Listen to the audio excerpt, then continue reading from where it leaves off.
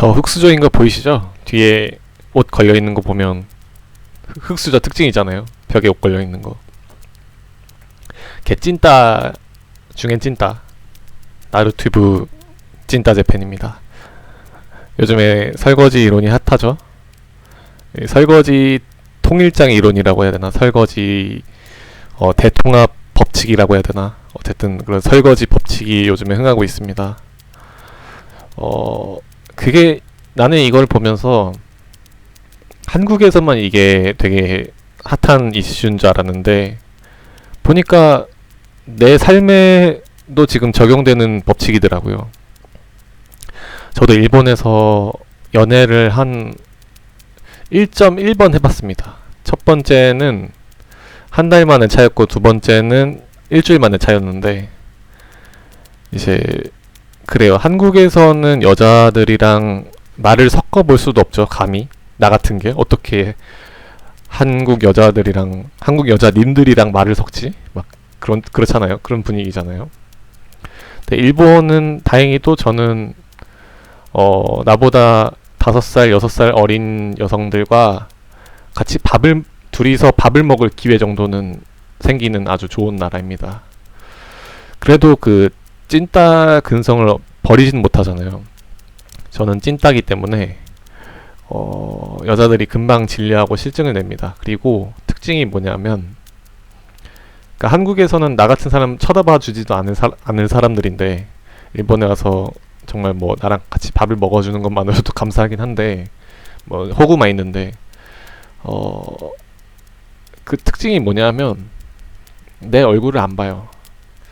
그러니까 밥을 같이 먹으면서도 이야기는 하는데 내 쪽을 안 봐. 내 얼굴을 안 쳐다봐. 무슨 뜻이에요? 나한테 매력이 없다는 얘기죠. 내가 진짜 잘생기고 매력이 있었으면 나를 쳐다보고 내 눈을 보고 막 이렇게 얘기했겠죠. 마찬가지예요. 저도 남자들, 무섭게 생긴 남자들 볼 때 눈 안 쳐다봐요. 무서우니까. 그리고 좀 되게 생리적으로 힘들게 생긴 사람 같은 경우도 좀 잘 쳐다보고 싶지 않고 막 그런 마음이 있어요. 그래서 저는 이해합니다. 나를 보면서 쳐다보지 않는 그런 사람들 마음이 이해해요. 그래서 한 밥을 2번 정도 먹고, 한 그걸 데이트라고 할 수 있을지는 모르겠는데, 어쨌든 한 밥 먹는 것만 2번 정도 먹고, 이제 상대방한테는 연락 두절되고, 내가 연락해도 상대는 연락 안 받고, 이런 케이스가 상당히 많이 지속되었다. 일본에 와서, 한국에서 찐따면 일본에서도 찐따인 거 맞고요. 근데 다만 그게 한국이 레벨 막 10만, 1000만 정도의 레벨이라면 일본은 레벨 한 150, 200 정도 레벨, 이 정도는 된다고 칠 수 있는 거죠. 그러니까 한국에서 평타 치면 일본에서 평상타 치는 될 수 있어요. 저는 한국에서도 핫타치였기 때문에 일본에 오면 그냥 핫타치인 거죠.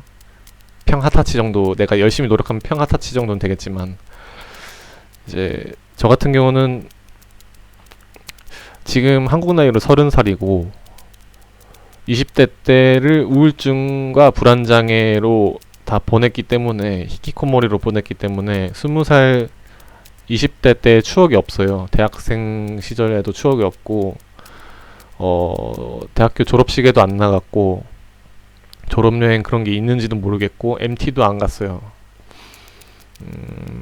그런 찐따 같은 IT 대생으로 살다가 일본에 와서 조금 이제 이런 놀이 문화 같은 걸 겨우 이제 알게 돼가지고, 술에 대한 것도, 술이 이렇게 맛있는 건지도 난 몰랐거든요. 난 술이 이렇게 맛있는 건 줄 26살까지, 일본에 오기 전까지 몰랐어요. 근데 일본에 오니까 술이 엄청 맛있더라고요. 그래서 이것저것 술을 마시고, 그리고 놀러 다니니까 무슨 바가 되게 많더라고요. 한국에서는 바는 진짜 돈 많은 부자들만 다니는 줄 알았는데, 일본에 오니까 가볍게 다닐 수 있는 그런 저렴한 바들도 많아서, 그런데도 돈도 많이 쓰고, 좀 놀러 다니다 보니까 이제 스스로를 이제 실전에서 나 자신을 평가할 수 있는 그런 기회가 좀 왔죠. 그래서 여자들한테 말도 걸어보고, 뭐 일본 여자랑 한국 여자의 차이가 뭐냐면 한국 여자는 솔직하게 아 너 마음에 안 들어 꺼져 바로 이렇게 얘기해 주잖아요. 근데 일본 여자들은 체면치레, 좋게 말하면 예의고 나쁘게 말하면 체면치레가 심해서 그 자기 이미지 관리 있잖아요. 이미지 관리 엄청 철저하게 하기 때문에 이제 아무리 못생긴 남자한테도 막 꺼져 막 이런 거 안 한단 말이에요. 그냥 생각해 볼게요. 뭐 검토해 볼게 이런단 말이에요. 그러면 한국식 마인드면 생각해 본다고? 검토해 본다고? 아, 그래. 좀 제발 생각해 줘. 막 긍정적으로 생각해 줘. 내일 답장 알려 줘. 막 이런 식으로 한단 말이에요. 그러면 거절의 의사 표시란 말이죠.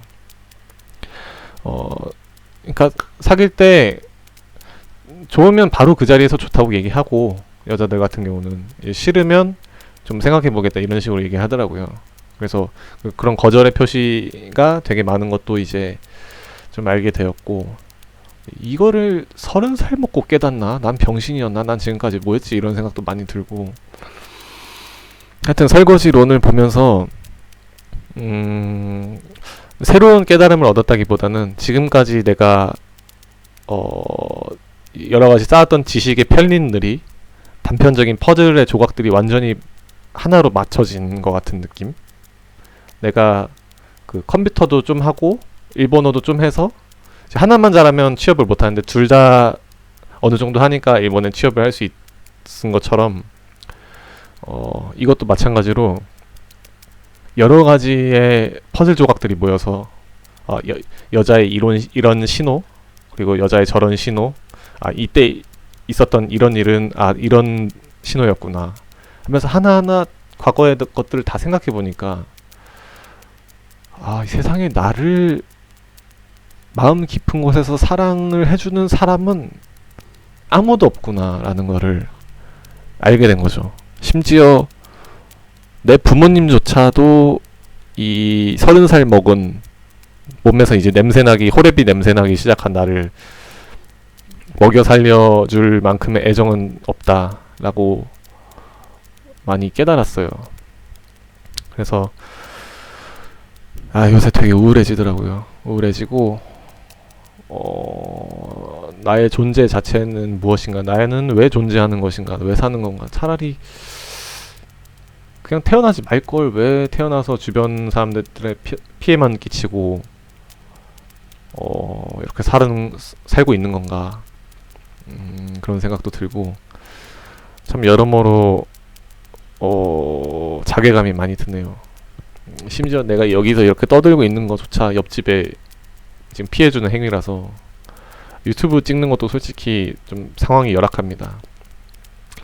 그래서 자주 못 찍는 거 양해 부탁드리고요. 솔직히 일본에 오면 기회가 있긴 있어요. 그런 저 지인 중에 아는 형님이 있는데 어느 쪽이라고 하면 그 잘생긴 남자의 기준이 뭐냐면 보통 기생오라비처럼 생긴 남자를 잘생겼다고 하잖아요. 그 동북아시아인들의 기준에서는. 근데 반대로 약간 그 발리우드 배우나 오스만 투르크 형 미남 그런 쪽에 이제 형님이 한 분 계셔요. 이제 근데 그분이 계시는데 그분의 형수님은 일본인 이시하라 사토미 닮은 여자랑 지금 결혼을 해가지고 알콩달콩 잘 살고 계시고 맞벌이를 하고 여자는 출근하기 전에 밥 차려주고 이제 퇴근하고 나서 또 밥 차려주고 남자는 재택근무를 하고 계속 집에 있고 아니면 저녁에 친구들 만나러 놀러 나가고 그러면 남자가 놀러 간 다음에 여자가 아내분이 막 나를 왜 혼자 두고 나가 밥 차려놨는데 막 이런 식으로 진짜 저게 결혼 생활이지 저게 신혼 생활이지라고 생각될 정도로 너무 아름다운 신혼부부가 있어요. 그런 거 보면서 참 나는 저런 결혼을 할 수 있을까 그런 생각도 들더라고요. 물론 그 형이 용돈을 다 쓰는 것도 아니고 경제권을 자기가 다 가지고 있고 본인 스스로 주식도 하고 투자도 하고 다 하고 있어요. 진짜 그 한국 한국형 결혼. 그러니까 남자가 여자한테 돈 다 쓰고 그 아내 눈치 보면서 물건 하나 사는 것도 힘들게 사고 어디 나가서 친구 만나는 것도 맘대로 못 만나고 이런 결혼 생활이랑 비교했을 때 그 형은 정말 결혼하길 잘 하셨다 라고 생각이 듭니다. 문상 축하드려요. 그래서 결혼에는 여러 가지 형태가 있고 오히려 결혼해서 삶이 나아진 경우가 있는가 하면 결혼해서 더 불행해진 경우가 한국에는 더 많기 때문에 그래서 지금 이런 설거지론이 되게 공감을 많이 받고 대두되는 것 같습니다. 한 가지 확실한 거는 한국이 경제는 잘 모르겠는데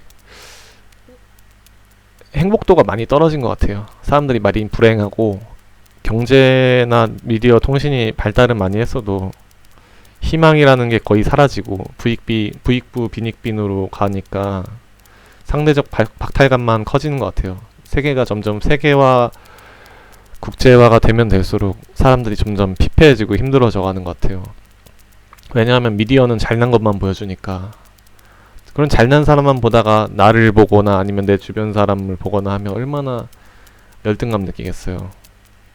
그래서 SNS를 끊고 SNS를 아예 안 보고 사는 게 좋지 않나. 근데 안 보고 살 수 없잖아요.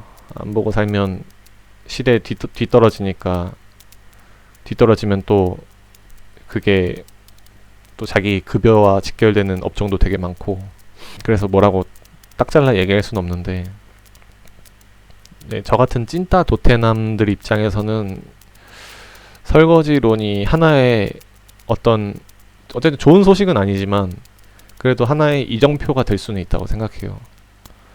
그러니까 저도 좀 애매했거든요. 그래도 나 정도면 그래도 막 어떻게 좀 노력하면 어떻게 좀 꾸미면 어떻게 좀 자격증을 좀 더 따면 나도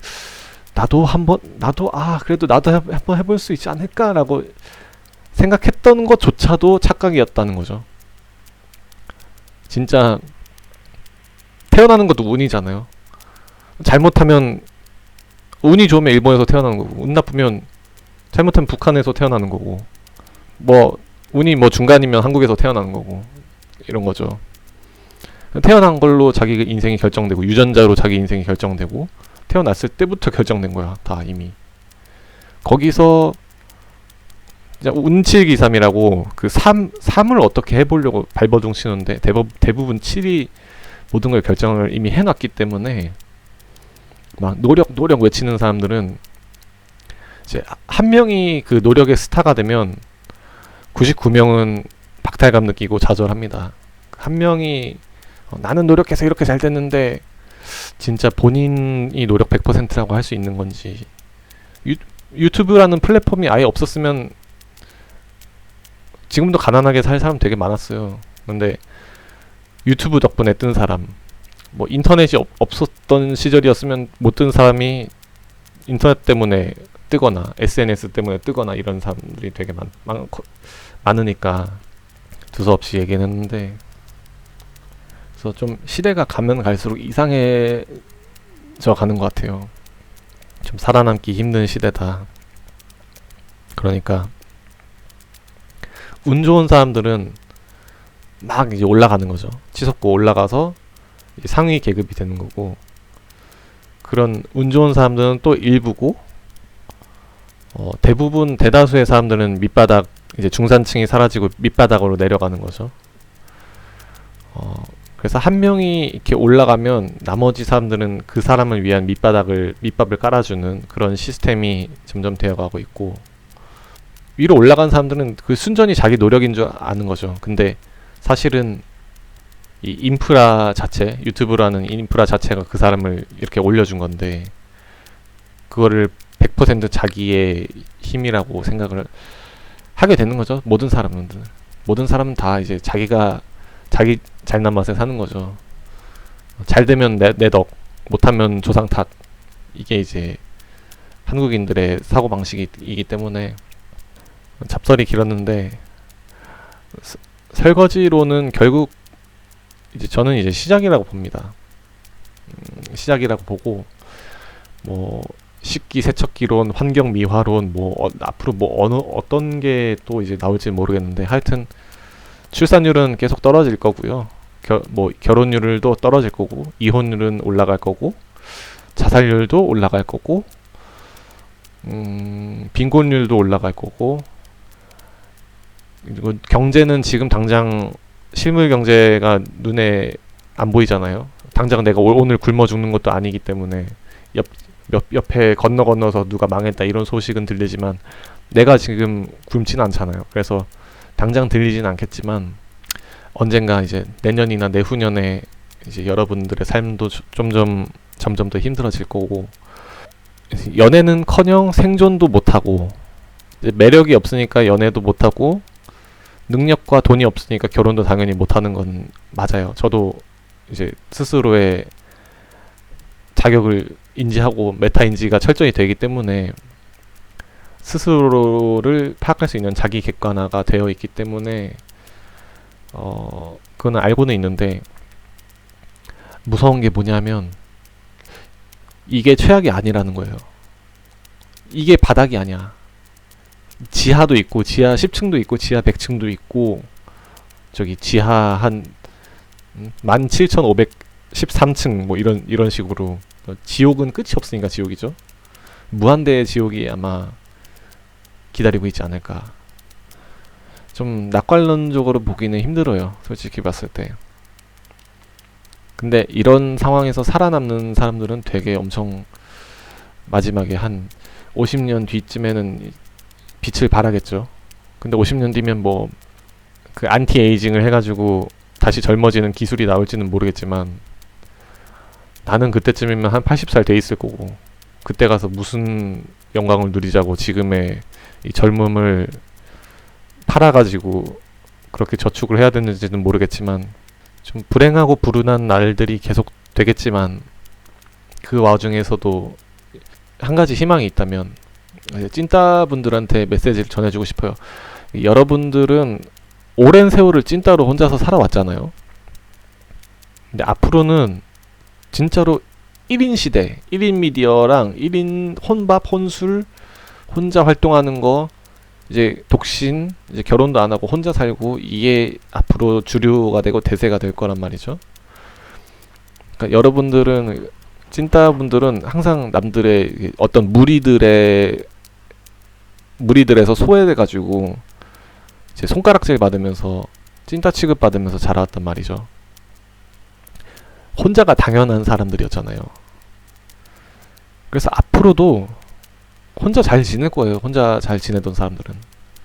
혼자서 할 수 있는, 이제 혼자가 아니었던 사람들은 갑자기 혼자가 되면 어떡하지? 나 혼자야. 어떡해? 막 뭘 해야 되지? 막 살려줘 이러는데, 평소에 혼자였던 사람들은 씨발 평소에도 혼자였는데 뭐, 그래서 혼자 잘 산단 말이에요. 그러니까 앞으로는 혼자서 자기 취미, 자기 생활, 혼자 생활하는 사람들이 성공할 거다. 저는 그렇게 봅니다. 시베리아에서 살던 사람들이 한국에 와서 갑자기 뭐 겨울이 닥친다 하더라도 그렇게 타격을 못 느끼듯이, 앞으로 뭐 한파가 불어 닥칠 텐데, 여러분들은 항상 겨울에서 살았잖아요. 봄, 여름 살던 사람들은 갑자기 겨울 닥치면 죽죠. 근데 봄이 뭔지 꽃이 뭔지 알지도 못하고 계속 겨울에 살던 여러분들은 앞으로 더 큰 추위가 닥쳐도 잘 헤쳐나갈 거라고 저는 믿습니다. 그리고 소통 같은 경우는 뭐 유튜브도 있고 SNS도 있고, 가치관이 맞는 사람들끼리 모이면 된다고 생각해요. 솔직히 지금 시대에 결혼이라는 거는 시대에 뒤떨어진 제도라고 생각합니다. 원래부터 일부 다처제가 본능적으로 맞아요. 그게 도태된 남자들은 도태된 상태에서 자기의 운명을 받아들이고 자기 취미 살다가 죽는 게 맞고, 계속 그거를 부정하고 나도 한번 이러니까 이제 욕심이 고통을 만들어내는 거죠. 그래서 욕심 다 버리고 나도 이제 타락할래, 나도 이제 놀래, 그러면서 하고 싶은 거 하고, 게임하고 싶은 거 하고, 담배 피우고 싶으면 담배 피우고, 술 마시고 싶으면 술 마시고, 이러다가 어차피 혼자 살다 혼자 죽을 건데 하고 싶은 거 다 하면서 죽으세요. 어차피 열심히 살아도 손가락질 받고, 대충 살아도 손가락질 받을 거면 자기 하고 싶은 거 살면서 사는 게 맞는 거 아니겠어요? 어쨌든 뭐 저는 여기까지 제 의견이었고요. 다른 의견이 있으신 분들은 뭐 그런 의견을 가지고 살면 되는 거고요. 하여튼 저는 그렇습니다. 그리고 저는 찐따로서 항상 찐따 여러분들의 편이라는 것을 일단 이야기해두고요. 그리고 행복한 분들은 계속 행복하게 살면 돼요. 그렇습니다. 오늘의 얘기는 여기쯤에서 마치도록 하겠습니다. 시청해주셔서 감사합니다.